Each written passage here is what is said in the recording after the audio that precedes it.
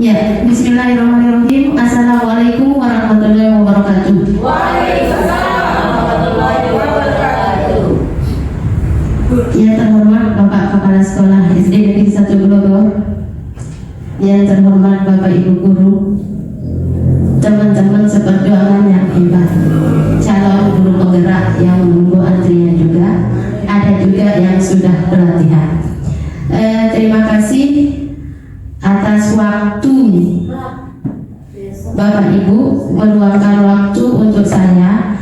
Hari ini saya akan memaparkan aksi nyata diseminasi budaya positif. Di bawahnya oleh Rusriati, saya sendiri, CGP Angkatan 11. Nah, ini Bapak Ibu, ini agenda kita hari ini. Yang pertama ada pembukaan. Di sini saya sudah buat alokasi waktunya. Pembukaan selama 5 menit, doa. Nanti saya akan minta tolong salah satu dari Bapak Ibu, teman-teman, untuk memimpin doa supaya acara kita hari ini berkah. Yang kedua, penyampaian materi selama 35 menit. Ada sesi tanya jawab juga Bapak Ibu selama 10 menit. Dan penutup selama 5 menit. Baiklah Bapak Ibu, mari kita sama-sama buka acara ini dengan sama-sama membaca Al-Basmalah. Bismillahirrahmanirrahim. Ya, kita beranjak ke acara kedua, yaitu doa. Boleh minta Pak Guru Muzamil untuk berdoa.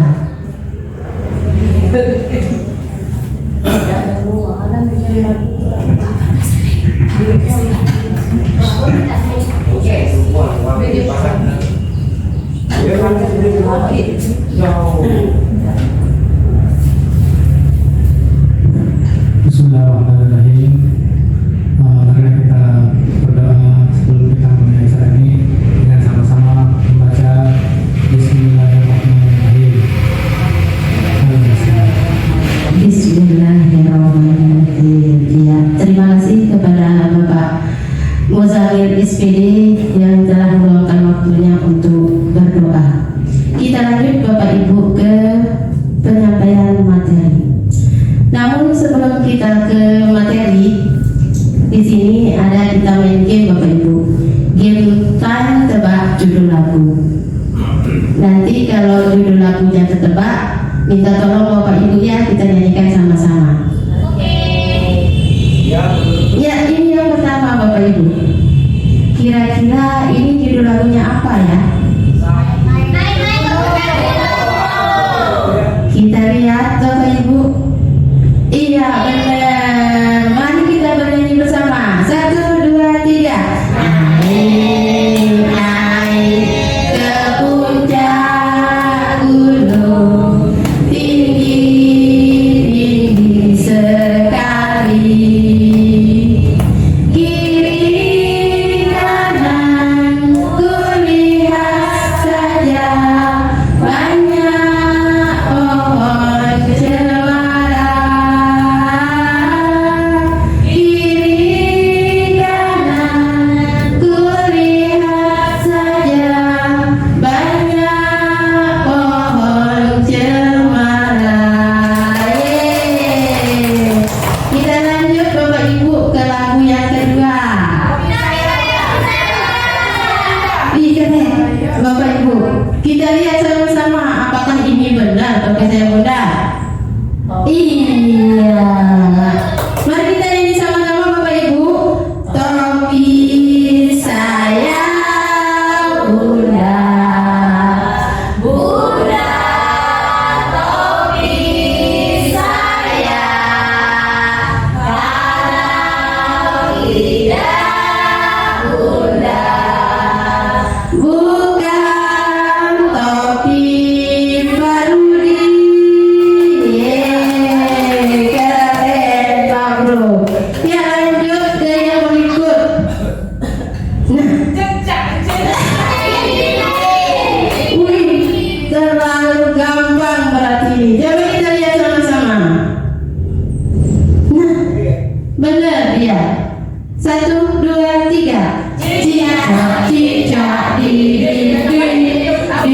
Seperti yang merayap datang seekor nyamuk, lalu ditangkap. Keren Bapak Ibu, berarti tebak lagunya terlalu gampang ya.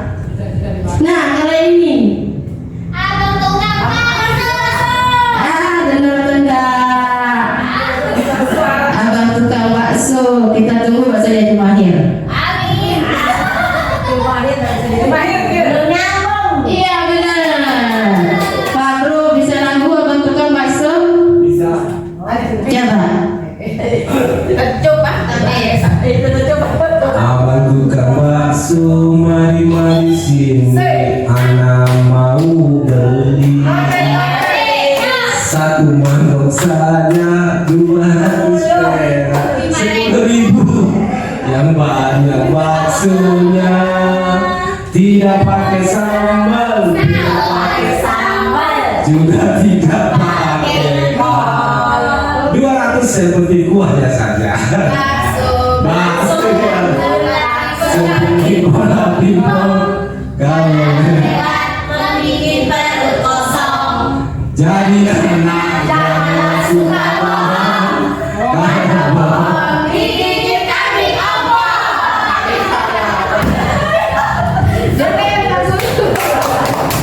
Iya benar Bapak, terima kasih. Soal berikutnya Bapak Ibu.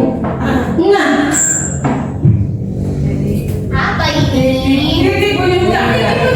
iya. Lagu Zamil, benarkah ini tik tik tik bunyi hujan? Iya. Kita lihat ya. Kalau jawabannya Pak Guru Muzamil benar, berarti Pak Guru Muzamil boleh bernyanyi. Kita lihat. Iya, ternyata benar. Terima kasih Pak Guru Muzamil, silakan boleh bernyanyi.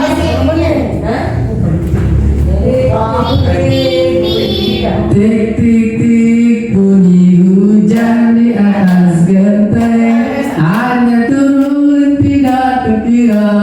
Coba tengok dan berhenti, pohon dan ranting besar. Keren. Jangan lupa ya.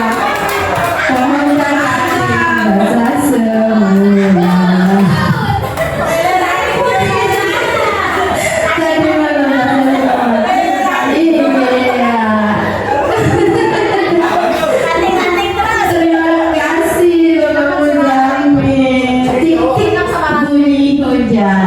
Ya, ini dia Bapak Ibu game yang sudah saya siapkan. Walaupun banyak game-game berikutnya, berarti kita walaupun kita sudah generasi Z, ya, kita tidak lupa akan lagu-lagu zaman kita dulu.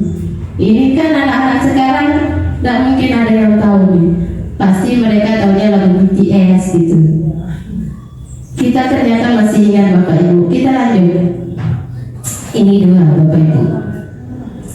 Seorang guru yang baik harus memiliki kemampuan dalam mewujudkan budaya positif di sekolah. Budaya positif tersebut dapat dijalankan dengan merekam konsep-konsep inti seperti berarti selama ini kita selaku Bapak dan Ibu guru, khususnya untuk diri saya sendiri, kayaknya belum saya lakukan semua ya. Ada 7 yang harus kita miliki kemampuan dalam mewujudkan budaya positif di sekolah. Yang pertama, ada perubahan paradigma belajar.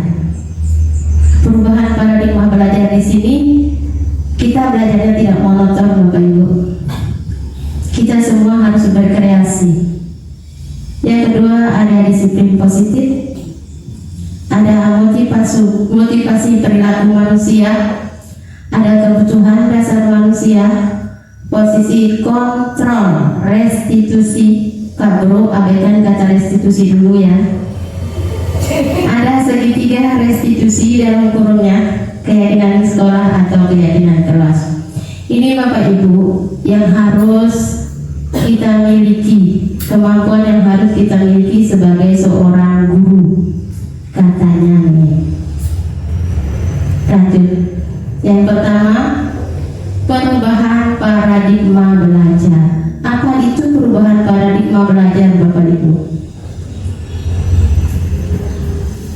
Perubahan paradigma belajar adalah pembelajaran dengan paradigma baru, merupakan pembelajaran yang dirancang berdasarkan prinsip pembelajaran berdiferensiasi sehingga peserta didik belajar sesuai dengan kebutuhannya berdasarkan tahap perkembangan sesuai teori psikologi modern untuk mewujudkan profil pelajar Pancasila. Di sini Bapak Ibu, kalau kita telaah atau kalau kita selidiki, kalau kita pikirkan lebih lanjut, di sini kita dituntut sebagai seorang guru untuk mengikuti kemampuan, keahlian anak-anak itu. Di sini kita yang dituntut untuk menuntut anak-anak itu, misalnya kalau dia mau belajar, bukan kita yang harus menentukan bagaimana caranya mereka belajar, tapi kita lebih ke menuntun Bapak Ibu.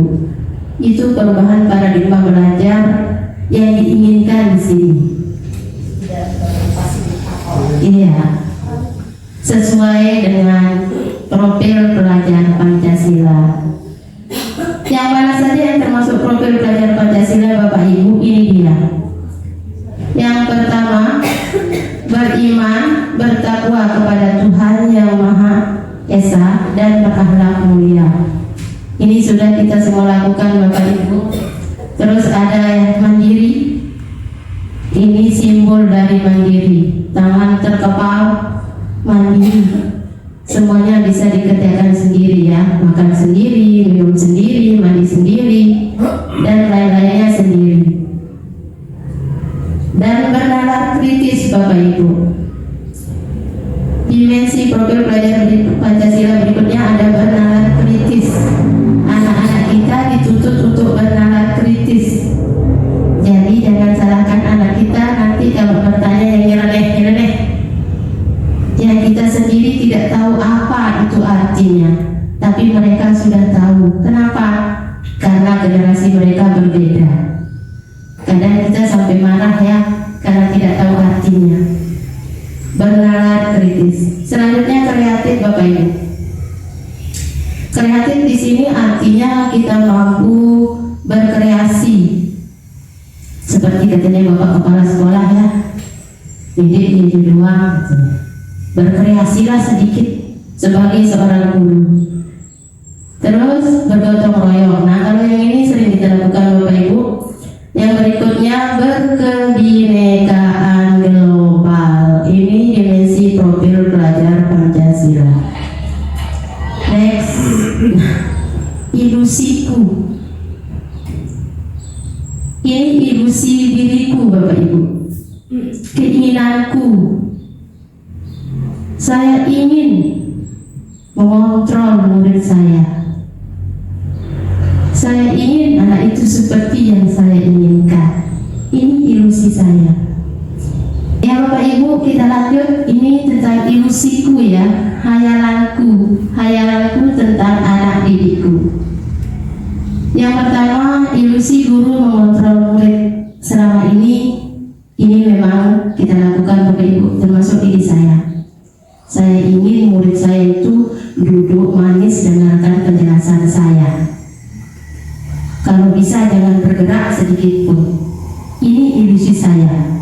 Saya ingin mengontrol murid. Berikutnya, ilusi bahwa kritik dan membuat orang merasa bersalah dapat menguatkan karakter. Kita nanti lihat Bapak Ibu apakah ilusi saya ini benar atau tidak. Yang berikutnya, ilusi bahwa semua penguatan positif efektif dan bermanfaat. Yang berikutnya, ilusi bahwa orang dewasa memiliki hak untuk memaksa. Karena kode apa tahu mungkin sungguh karena katanya. Ini sering saya lakukan Bapak Ibu. Ilusi saya ini. Berikutnya, ini dia. Perubahan paradigma stimulus respon ke pendekatan teori kontrol. Yang pertama ini Bapak Ibu, stimulus respon realitas atau kebutuhan kita semua itu sama. Ini menurut pemikiran para pembesar Bapak Ibu ya. Saya cuma menuangkan di sini saja. Saya tinggal mengcopy. Ini bukan hasil dari pemikiran saya. Saya mengcopy dan ini harus saya sampaikan seperti ini Bapak Ibu. Jadi apapun kata-kata yang ada di sini dimaklumin saja ya Bapak Ibu ya, walaupun tidak sesuai dengan keinginan kita, karena ini adalah menurut para mereka. Ini stimulusnya Bapak Ibu, stimulus respon sampai 1, 2, 3, 4, 5, 6, 7, 8. Sedangkan teori kontrolnya yang ini berbalik dengan stimulus respon teori kontrolnya. Bapak Ibu bisa sendiri kan dibaca, kelihatan kan Bapak Ibu? Yang kedua, semua orang melihat hal yang sama. Sedangkan teori kontrolnya, setiap orang memiliki gambaran yang berbeda. Yang ketiga, kita mencoba mengubah orang agar berpandangan sama dengan kita. Kita berusaha memahami dengan pandangan orang lain tentang dunia. Ini stimulus respon, yang ini teori kontrol. Sampai berikutnya bla bla bla, yang terakhir model berpikir menang atau kalah. Kalau di teori kontrolnya, model berpikirnya menang-menang Bapak Ibu. Ini menurut buku Bapak Ibu ya. Lanjut. Disiplin positif. Apa itu disiplin positif Bapak Ibu? Ini dia. Disiplin positif merupakan suatu cara penerapan disiplin yang mengajarkan anak bertanggung jawab dan menumbuhkan kesadaran diri berdasarkan nilai-nilai kebajikan. Ini contohnya Bapak Ibu, kita disuruh menerapkan salah satu disiplin positif seperti ini. Sebelum masuk kelas, berbaris dulu. Berikutnya, ini saya ambil kemarin gambarnya yang dikirim sama Pak Guru Sakti. Pak Guru Sakti, terima kasih. Keren gambarnya. Disiplin positif berikutnya adalah lebih ke arah disiplin diri yang dapat mengontrol diri dalam melakukan segala tindakan. Ini adalah salah satu contoh disiplin positif yang diterapkan di sekolah kita Bapak Ibu. Setiap hari Jumat ada MTA, yaitu sholat duha. Ini dulu. Ini disiplin positif berikutnya dapat membuat murid memahami dan menyadari berdasarkan motivasi internal, bukan akibat paksaan, ujian ataupun hukuman. Ini gambar anak-anak kita Bapak Ibu di saat mereka sedang kerja kelompok. Ini gambar kelasnya Bu Guru Mala, saya tidak edit ya Bu Mala ya. Terima kasih gambarnya. Ini dia Bapak Ibu disiplin positif yang bisa kita terapkan di sekolah. Berikutnya, motivasi perilaku manusia.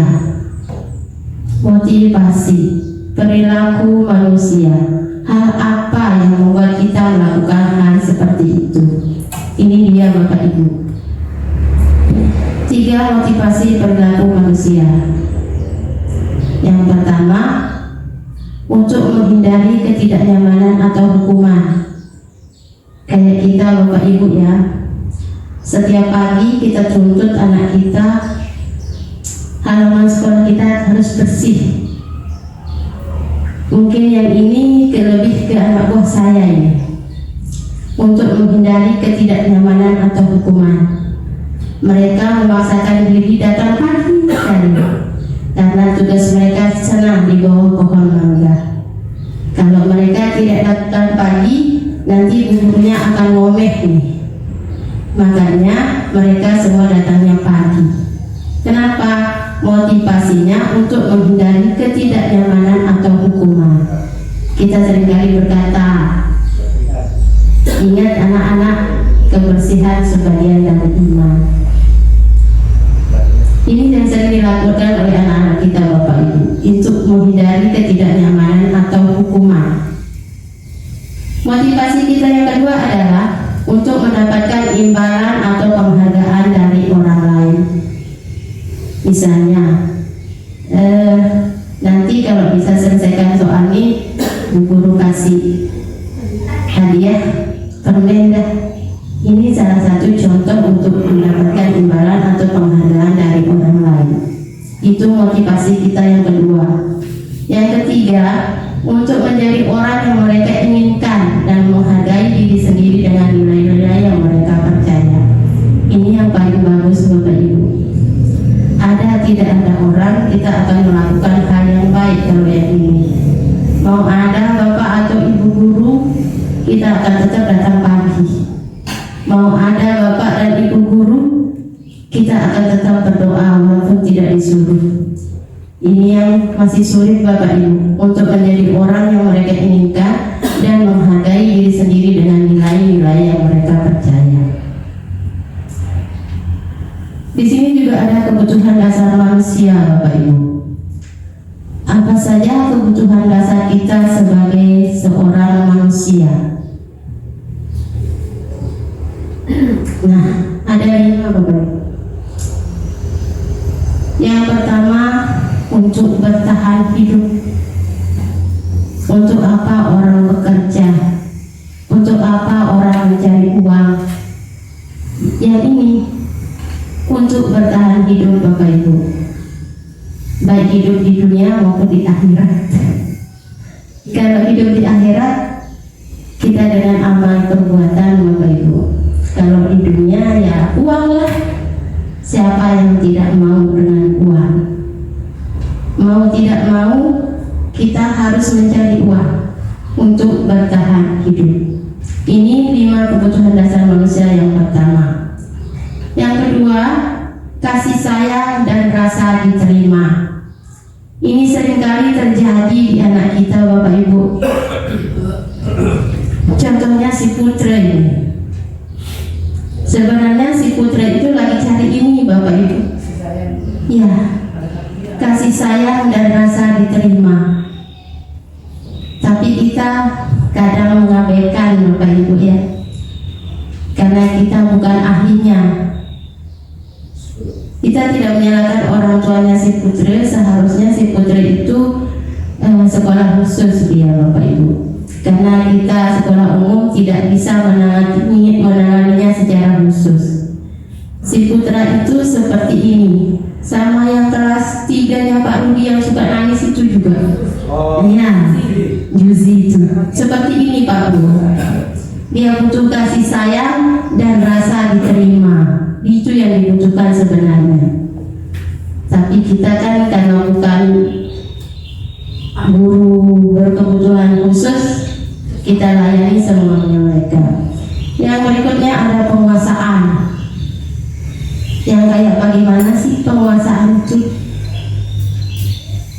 Misalnya kayak ketua kelas itu Bapak Ibu, dia menggunakan segala kekuatannya agar temannya bisa diam. Itu salah satu contoh kebutuhan dasarnya. Dia ingin menguasai. Tapi kadang menguasai bukan karena keinginannya sendiri Bapak Ibu ya. Kalau ketua kelas itu karena tuntutan dari kita sebagai guru. Kita meminta kepada mereka, awas loh, kalau teman kalian ribut, itu tanggung jawab kalian. Akhirnya mereka mengeluarkan, di sini loh kuasa saya katanya.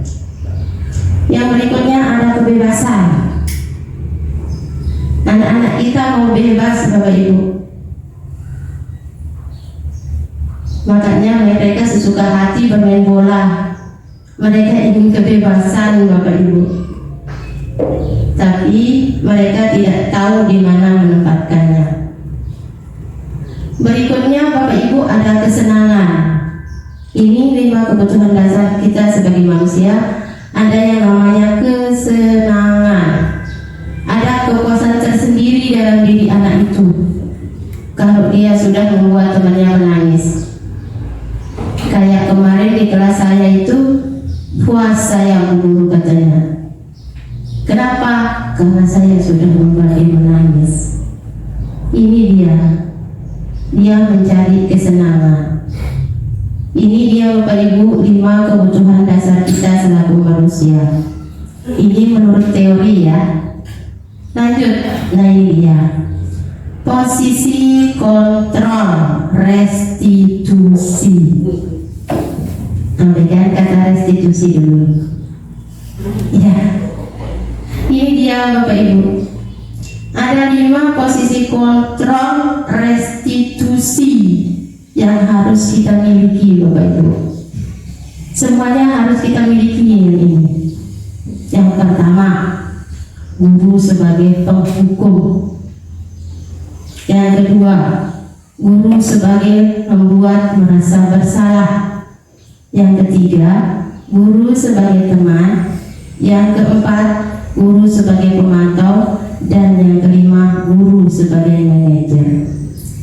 Di antara yang kelima ini Bapak Ibu, semuanya harus kita miliki, semuanya harus kita gunakan. Tapi di antara yang kesemuanya ini, katanya menurut teori yang paling bagus adalah guru sebagai manajer. Tapi menurut pengalaman kita sekarang, kayaknya yang paling bagus adalah sesuai dengan requestan mereka masing-masing. Apakah mereka mau kita menjadi penghukum? Apakah anak-anak kita mau kita menjadi pembuat rasa bersalah? Tergantung requestan mereka ya. Kita lanjut Bapak Ibu. Nah ini dia contoh-contoh permasalahan yang terjadi di anak kita. Ceritanya nih si Pak Jamil nih terlambat. Jamil, sana hormat pada bendera selama 1 jam. Kata-kata seperti itu Bapak Ibu kita sudah sebagai penghukum. Saya Bapak Ibu selalu sering melakukan itu. Penghukum Bapak Ibu berlari keliling lapangan 2 kali kalau tidak menggunakan baju olahraga. Sudah penghukum itu Bapak Ibu. Yang tidak pakai sepatu pula, kalau tidak mau sepatunya dibuang ke kolam renang. Akhirnya nangis Aupila. Nobel bapaknya.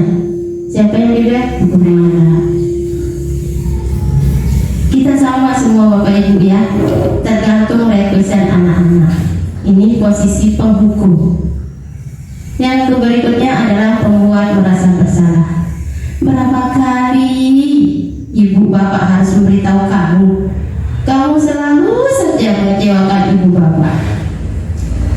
Kalau kita sudah berkata seperti ini, pasti anak kita akan tercundung. Ini dia. Kita tidak tahu apakah dia merenungi kesalahannya atau kesal sama kita. Kok ini sih nonton. Ini Bapak Ibu, posisi kontrol kita yang kedua adalah pembuat merasa bersalah. Yang berikutnya, nah ini agak halus ini Bapak Ibu. Ada sebagai teman, ayo dong ikut aturan sekolah. Lain kali jangan berbuat seperti ini lagi ya. Ini seringkali kita katakan sama anak-anak, tapi saya jarang mengatakan yang ini Bapak Ibu. Ini kalau kita sudah berbicara seperti ini, berarti posisi kontrol kita sebagai teman Bapak Ibu. Sedangkan sebagai seorang pemantau, kamu sudah melanggar peraturan sekolah. Kamu tahu konsekuensinya? Apa konsekuensinya? Tidak kerjakan PR. Konsekuensinya bersihkan WC sana. Berbalik sana, ambil buku. Ini kita sudah melakukan, memposisikan diri kita sebagai seorang pemantau Bapak Ibu. Yang kelima, nah ini dia posisi kontrol yang maha sempurna Bapak Ibu. Sangat sempurna posisi kontrol ini Bapak Ibu, yaitu sebagai seorang manajer. Kalau kita setiap hari melakukan ini Bapak Ibu, berarti kita sudah menjadi peri yang sangat baik. Apakah kamu tahu kesalahanmu? Kira-kira bagaimana kamu memperbaiki kesalahanmu? Buru-buru Bapak Ibu ya, kita tanyakan seperti itu. Kamu ini, kamu lagi.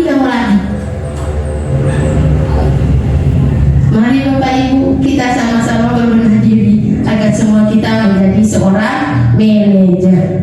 Paling tidak manajer di kelas kita. Berikutnya Bapak Ibu. Nah, ada video Bapak Ibu.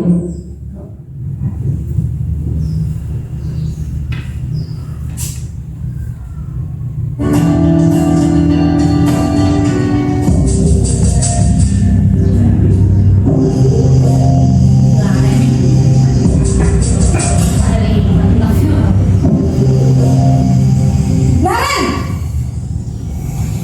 Sini kamu! Selamat pagi Bu. Selalu terlambat. Kamu deh, pasti terlambat. Maaf Bu, saya Apa? Apa coba? Alasan kamu apa lagi? Kapan sih kamu tidak terlambat? Malas sekali ya kamu jadi anak. saya Dasar pemalas. Gak kapok-kapok sih kamu. Sudah berapa kali terlambat? Sana, kamu keliling lapangan basket 2 kali. kenapa saya harus keliling lapangan basket Bu? Kenapa? Kamu melawan ibu? Berani-beraninya jawab. Sudah terlambat, masih berani jawab pula. Sekarang, keliling lapangan basket 5 kali sekalian. Biar kapok. Cepat! Pergi sana ke lapangan basket.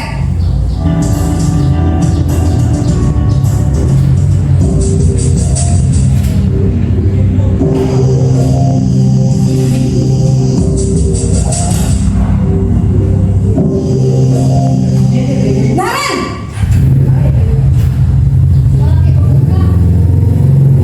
Selamat pagi Bu. Naren! Kamu kenapa terlambat lagi, nak? Pembuat rasa bersalah. Kamu senang ya bikin ibu susah ya? Kalau kamu terlambat lagi, nanti ibu yang ditegur bapak kepala sekolah, nak. Disangka ibu tidak bisa membina kamu. Duh, gimana ini? Maaf Bu. Duh, Gusti Naren. Kamu suka ya kalau ibu ditegur bapak kepala sekolah? Terus, sekarang ibu harus tulis apa ini di buku absen? Ini kamu sudah sering terlambat loh. Ibu harus apa coba? Maaf Bu. Maaf sekali. Ya sudah, lain kali jangan bikin ibu susah lagi ya nak ya. Ibu tidak akan kuat lagi kalau kamu begini terus. Bisa jantungan kalau ibu ditegur bapak kepala sekolah. Sana cepat ke kelas. Maaf ya Bu. Maaf sekali.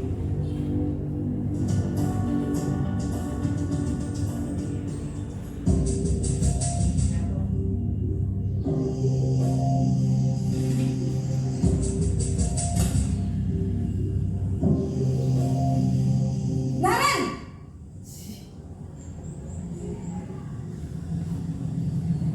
Selamat pagi Bu. Wah, sudah jam berapa ini nak? Terlambat lagi ya sayang. Iya Bu. Habis ibu saya lupa bangunkan saya Bu. Kamu malah menyalahkan ibu kamu. Kamu bukannya anak yang larinya paling kencang. Kok terlambat sih? Iya Bu. Saya memang terlambat bangun tadi. Jadi biarpun saya lari kencang, tetap gak kekejar Bu. Ya sudah sana. Nanti lain kali larinya lebih kencang lagi ya. Biar gak terlambat lagi. Bikin seneng ibu. Demi ibu. Bisa kan? Bisa lah Bu. Ya sudah sana masuk kelas. Ibu beresin urusan absen kamu. Kamu ini ada-ada saja.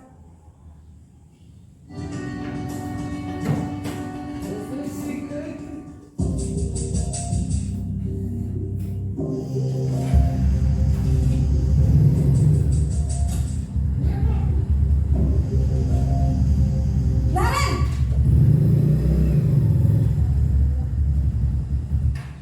Selamat pagi Bu.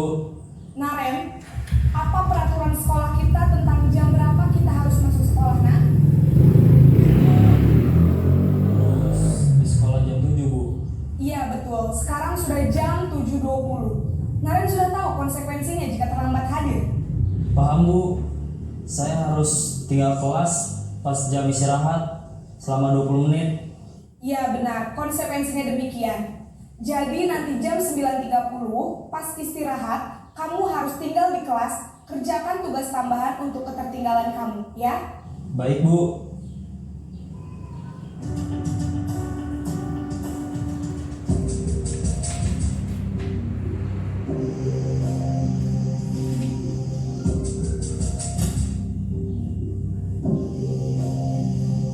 Naren!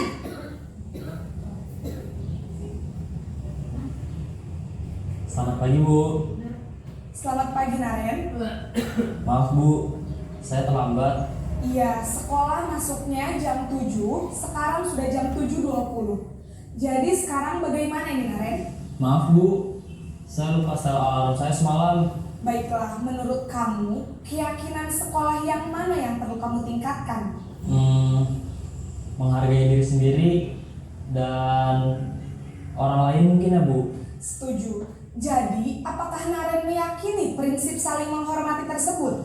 Iya Bu, saya meyakininya. Apakah Naren bersedia memperbaiki masalah keterlambatan ini? Bersedia Bu. Bagaimana kamu akan perbaiki masalah keterlambatan ini? Saya akan coba untuk tidak lupa menyetel alarm saya Bu. Baik, kalau Naren lupa menyetel alarm di rumah, ada orang yang kira-kira bisa bantu mengingatkan tidak? Ada Bu, kakak saya, Kak Ema. Ada lagi selain Kak Emma? Selain Kak Ema, ada ibu saya. Baik, jadi yang mengingatkan Naren adalah Kak Emma dan ibu kamu ya? Kira-kira akan mulai setel alarm kapan nih Naren? Setelah pulang sekolah, akan segera saya lakukan. Baik, jadi Naren akan setel alarm untuk bangun besok pagi dan akan diingatkan oleh kakak dan ibunda Naren ya. Ada lagi yang mungkin perlu dilakukan Naren agar tidak terlambat bangun lagi? Tidak ada Bu. Baik Naren, terima kasih untuk kerjasama kamu. Sekarang kamu perlu kembali ke kelas untuk belajar. Baik Bu, terima kasih.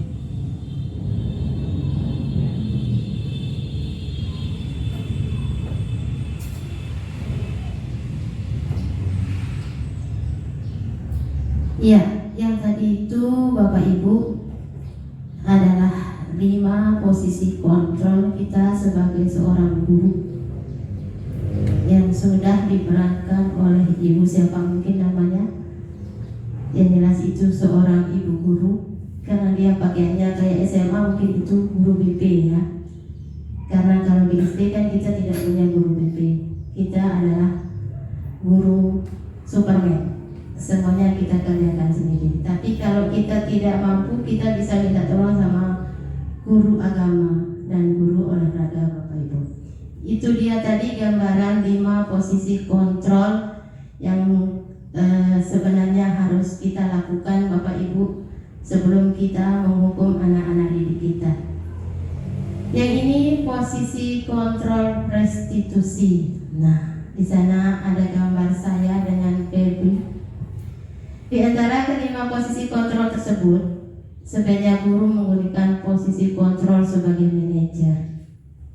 Ya Bapak Ibu, seharusnya, sebenarnya kita semua sebagai seorang manajer, bagaimana akan senangnya anak-anak ini ya kalau semua gurunya sebagai seorang manajer. Tapi kita tidak tahu apakah anak-anak ini senang kalau kita sebagai manajer, tapi kayaknya akan merujak nanti mereka. Tapi kita akan berusaha untuk memposisikan diri kita di posisi sebagai seorang manajer Bapak Ibu. Ini dia apa yang harus kita lakukan sebagai seorang manajer.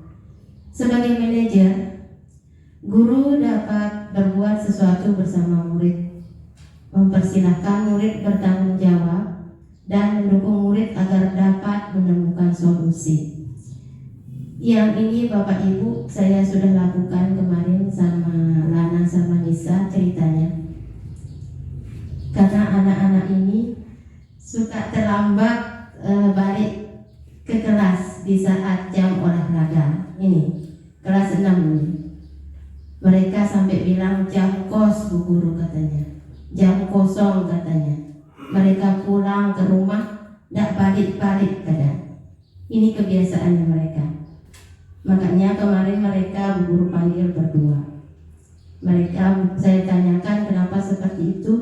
Alasannya karena keasikan mengobrol.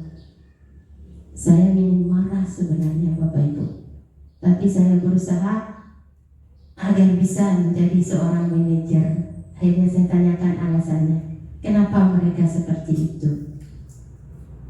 Berikutnya Bapak Ibu, selain itu, posisi manajer mengacu pada restitusi yang dapat menjadikan murid sebagai manajer bagi dirinya sendiri, sehingga dapat tercipta identitas positif pada diri murid. Harapan kita agar kita sebagai seorang manajer itu, mereka maunya jujur sebenarnya Bapak Ibu ya. Apa sih yang mereka lakukan sampai di saat jam olahraga pulang ganti baju, diam sampai jam orang masuk yang kedua. Ternyata mereka keasikan ngobrol katanya Bu. Ini dia. Harapan kita agar mereka tercipta identitas positif pada diri murid. Paling tidak mereka berkata jujur Bapak Ibu. Nah ini dia. Posisi kontrol apakah aku, diriku. Bu Guru kecewa sekali dengan kamu. Kira-kira menurut Bapak Ibu, kita di sini sebagai posisi kontrol apa Bapak Ibu? Ada penghukum, ada pembuat rasa bersalah, ada teman, ada pemantau, dan yang terakhir sebagai seorang manajer. Kalau kalimat seperti ini, Bu Guru kecewa sekali dengan kamu. Iya, ini kayaknya pembuat rasa bersalah Bu Nur ya. Anak-anak akan merasa bersalah sambil menundukkan kepala. Kita tidak tahu dia benar-benar bersalah atau tidak. Ini dia. Berarti kalau kata-kata seperti ini, kita sudah memposisikan diri kita sebagai pembuat rasa bersalah. Nah, kamu tidak pernah benar melakukannya. Apa ini? Pembuat rasa bersalah juga. Ada yang lain? Penghukum katanya. Ya, kamu tidak pernah benar melakukannya. Penghukum bisa jadi. Nanti kita lihat data itu ya. Ini, apa rencanamu untuk menyelesaikan masalah ini? Iya, manajer. Ya, ini manajer Bapak Ibu. Kan kita tidak, suara kita tidak meninggi di sini ya. Apa rencanamu untuk menyelesaikan masalah ini? Bu Guru jadi peri di sini. Berarti posisi kita sebagai seorang manajer. Berikutnya, ayolah. Iya, posisi kita sebagai seorang teman. Tapi bahaya Bapak Ibu, kalau kita terlalu memposisikan kita sebagai seorang teman, nanti mereka akan lengket sama kita kayak perangku. Sedikit-dikit kalau ada masalah di sekolah, pasti dia akan nyari kita, minta bantuan sama kita. Ternyata ini adalah posisinya sebagai seorang teman. Nah, kamu tidak pernah mendapat nilai jika tidak mengerjakan tugas. S-nya ketinggalan nih. Ini kira-kira jadi apa Bapak Ibu? Ini penghukum Bapak Ibu. Tuh, ketemu dia. Yang tadi pemantau, yang ini penghukum. Yang mana yang memantau? Nih, ya, kamu tidak pernah benar melakukannya ya. Ini pemantau ya. Nah, yang ini baru sebagai seorang penghukum. Nah, ini Bapak Ibu. Posisi kontrol apakah aku, hukuman atau konsekuensi? Yang pertama, Kira-kira menurut Bapak Muzamil yang pertama ini sebagai apa? Mencatat 100 kali dalam buku kalimat, saya tidak akan terlambat lagi. Ya. Hukuman ya? Ya, kita ingat yang pertama hukuman. Yang kedua? Penghukum juga. Yang ketiga? Push up, penghukum. Yang keempat? Penghukum juga. Yang kelima? Membersihkan tumpahan air di meja tulis karena tersenggol pada saat belajar. Ini apa nih? Konsekuensi atau hukuman? Konsekuensi. Yang 6? 4 konsekuensi. 5 konsekuensi. Yang 6? Meminta murid tidak menggunakan sepatu seharian di sekolah karena tidak menggunakan penghukum. Ya Bapak Ibu ya. Yang ketujuh, penghukum. Berarti nomor 1, 2, 3 itu penghukum. Yang 4, 5 konsekuensi. Dan yang 6 sama 7. Oh yang 7 konsekuensi juga. Mari kita lihat Bapak Ibu. Menurut teori ini. Iya ternyata yang nomor 1 hukuman, yang kedua hukuman, yang ketiga hukuman, 4 konsekuensi, 5 konsekuensi, 6 hukuman, dan yang ketujuh adalah konsekuensi. Ini posisi kontrol kita Bapak Ibu. Ini sekedar teori Bapak Ibu ya. Nah ini kita dari keyakinan sekolah atau keyakinan kelas Bapak Ibu. Apa itu keyakinan sekolah atau keyakinan kelas? Sejatinya Bapak Ibu, keyakinan kelas atau keyakinan sekolah itu harus kita buat di awal masuk Bapak Ibu. Ya, kesepakatan kita sama murid-murid. Apa itu keyakinan kelas atau keyakinan sekolah? Berupa pernyataan-pernyataan universal yang mudah diingat dan dipahami dan harus diterapkan di lingkungan sekolah Bapak Ibu. Ini contohnya ini Pak Guru Sakti dan ini. Ya, itu dia keyakinan kelas atau keyakinan sekolah Bapak Ibu. Keyakinan sekolah nanti gabungan dari keyakinan-keyakinan kelas itu yang akan menjadi keyakinan sekolah. Keyakinan sekolah sudah dibacakan kemarin sama Bu Guru Nur Hasanah pas pertama kita masuk itu ya. Kalau keyakinan kelas ada di masing-masing kelas Bapak Ibu. Ini dia. Tulisannya miring. Keyakinan sekolah atau kelas. Ini kesepakatan kelas sudah berbentuk poster Bapak Ibu. Kamu jangan nakal katanya. Dan masih banyak lagi. Aktiflah dalam pembelajaran. Jadilah anak yang manut, aman sampai akhir. Nyaman berkolaborasi. Ini adalah contoh-contoh kesepakatan kelas Bapak Ibu. Kesepakatan kelas ini tidak baku Bapak Ibu. Tergantung kesepakatan kita bersama murid. Sama kayak Bu Guru Nurbayati. Ternyata Bu Guru Nurbayati di kelas saya sudah duluan membuat keyakinan kelas, sementara saya belum jadi Bu Guru Nur. Keren dia.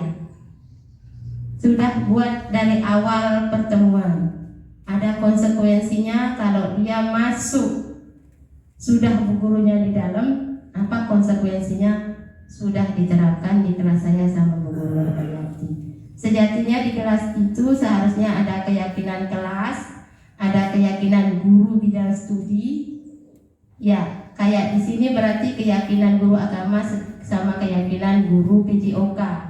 Masing-masing kelas harus ada. Nanti di kelas saya kasih untuk guru-guru itu juga. Berikutnya Bapak Ibu, ini dia. Keyakinan sekolah atau keyakinan kelas. Peraturan. Selalu kembalikan buku ke tempatnya. Kalau diubah ke keyakinan kelas atau nilai kebajikan yang dituju, ini lebih ke tanggung jawab Bapak Ibu. Ya, selalu kembalikan buku ke tempatnya. Ini biasanya berlaku di perpustakaan. Kembalikan buku ke tempatnya. Berarti itu artinya dia bertanggung jawab. Yang berikut peraturannya dilarang mengganggu orang lain. Nilai kebajikan yang dituju adalah menghormati orang lain dan diri sendiri.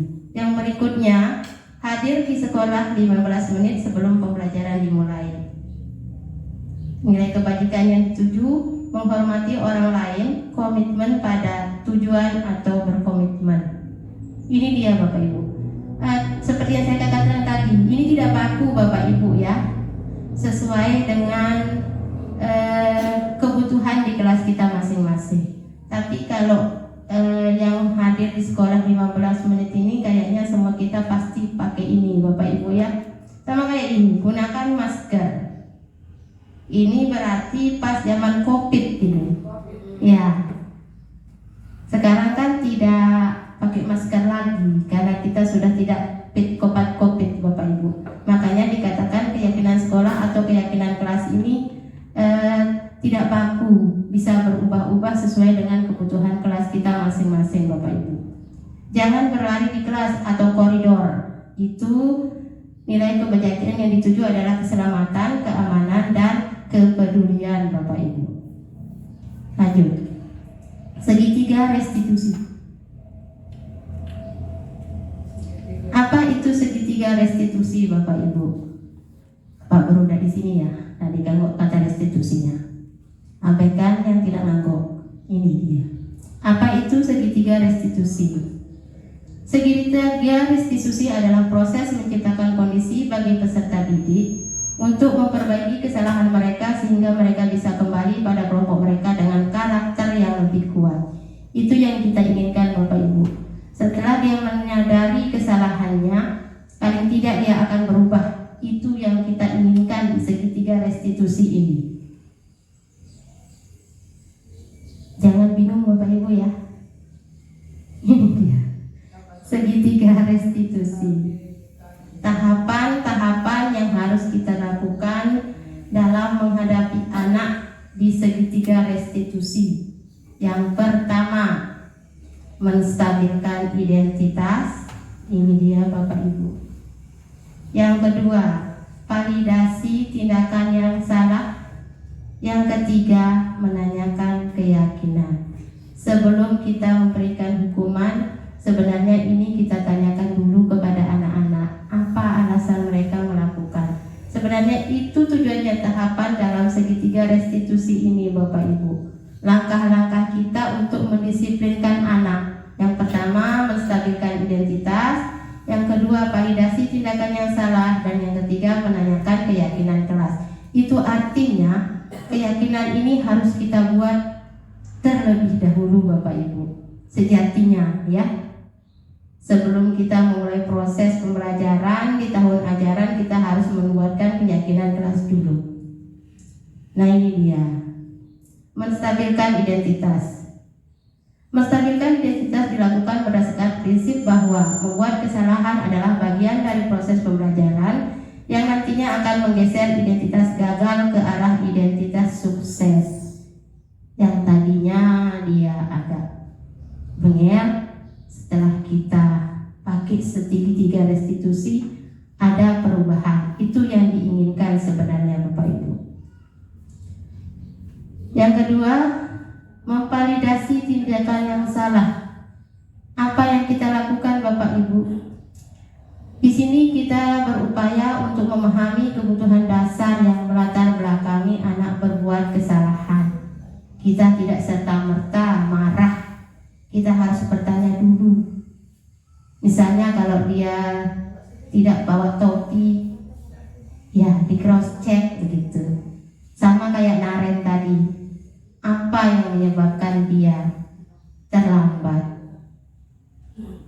Kalau mau menggunakan itu, kita gunakan segitiga restitusi seperti ini, boleh Bapak Ibu. Kita berupaya memahami dulu kebutuhan dasar yang melatar belakangi anak berbuat kesalahan. Berikutnya kita menanyakan keyakinan kelas.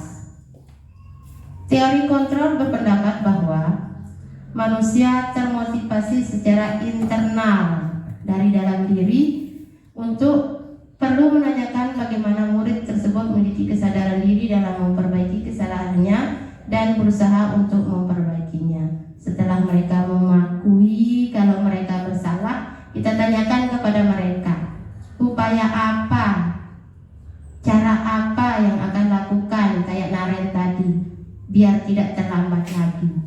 Bu gurunya sudah menyatakan keyakinan kelasnya tadi. Ya, ditanyakan upaya apa yang harus dilakukan katanya. Ya, dia yang memikirkan solusi sendiri. Itu yang diinginkan Bapak Ibu. Terima kasih. Assalamualaikum warahmatullahi wabarakatuh. Salam guru penggerak, tergerak, bergerak, menggerakkan.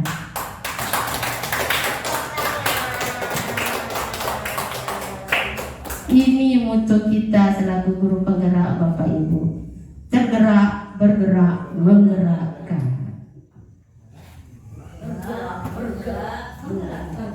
Ya, ada yang mau bertanya Bapak Ibu? Satu pertanyaan saja.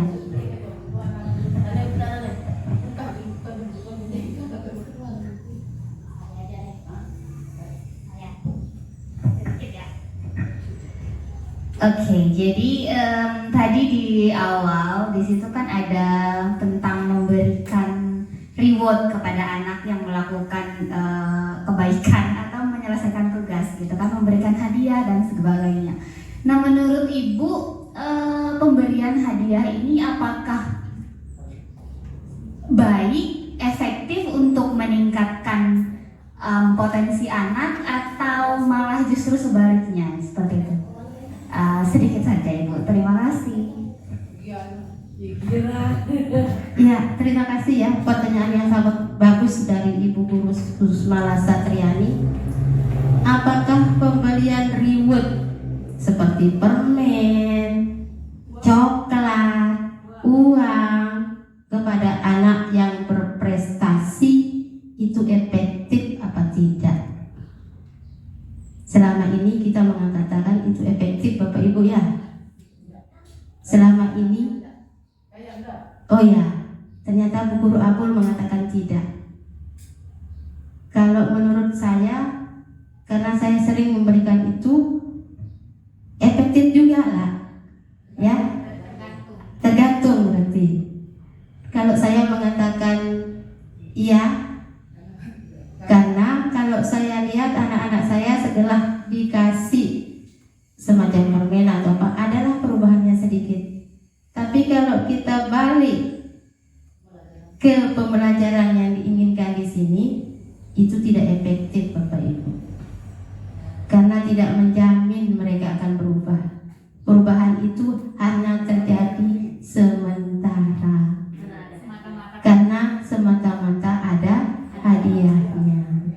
Besok saya berbuat baik lagi lah, biar dikasih uang sama Bu Guru Mala. Ya, itu. Kalau menurut teorinya di sini tidak efektif Bapak Ibu. Demikian Ibu Guru Mala. Oke, terima kasih. Sip. Siapa lagi?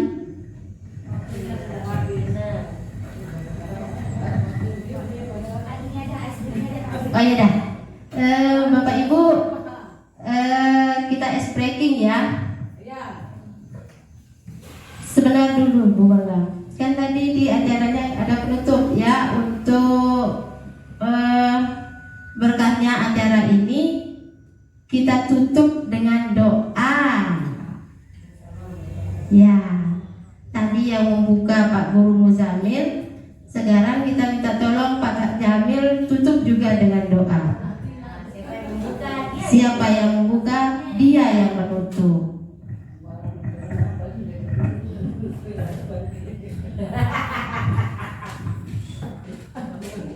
Baik, untuk berkahnya acara ini, mari kita tutup dengan membaca Alhamdulillah.